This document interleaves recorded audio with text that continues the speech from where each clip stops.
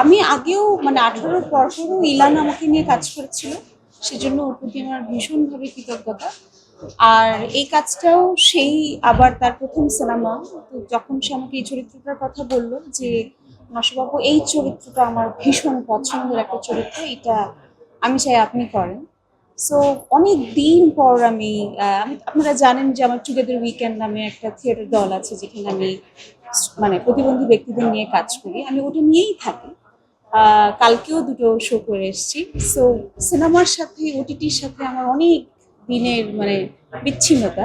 মাঝখানে একটা 2023 সালে আমি নুহা সুমায়নের অন্তরা করেছিলাম, শখ, দুই শখ। এরপরে আর কোনো কাজ হয়নি। ছোট ছবি হয়েছে, কিন্তু বড় ছবি ঝামেলাই হয়েছে। সো কারণটা কি এটা আমি আসলে জানি না, এটা আপনারাই প্রশ্নটা তুলুন এবং আপনারাই জানার চেষ্টা করুন।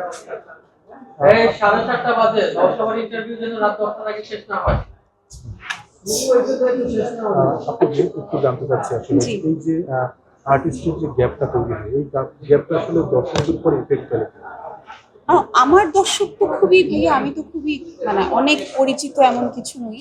আমি থিয়েটারটা করি, আমি প্রতিবন্ধী ব্যক্তিদের নিয়ে থিয়েটার করি, আমার অনেক বিউটিও নেই, কিন্তু আমার একটা খুবই রুচিশীল দর্শক আছে, এটা আমি জানি।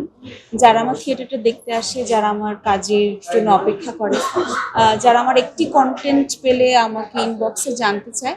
সো আমি মনে করি যে যেটা আল্লাহ যে রিজিক রেখেছে আমি সেটাতেই বিশ্বাস করি। আমার এটা নিয়ে কোনো আক্ষেপ নেই এবং আমি কোনো ধরনের অভিযোগও করতে চাই না।